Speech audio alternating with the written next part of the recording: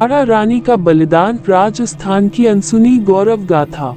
राजस्थान की धरती शौर्य और बलिदान की कहानियों से भरी हुई है।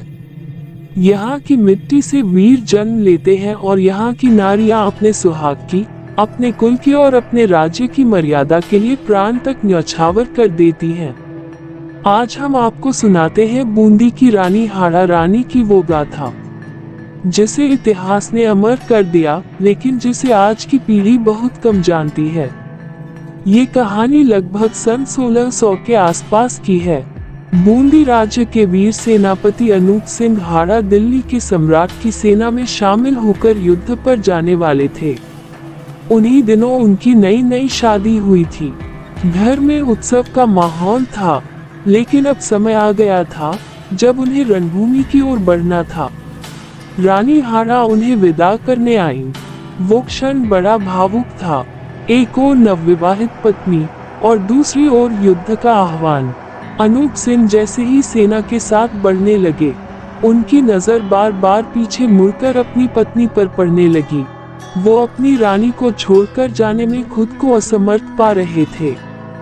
ये देख हाड़ा रानी समझ गई कि यदि उनके पति का ध्यान युद्ध से भटक गया तो न केवल उनकी जान खतरे में पड़ जाएगी, बल्कि बूंदी की शान और सम्मान भी दांव पर लग जाएगा। रानी हाड़ा ने मन ही मन एक निश्चय कर लिया।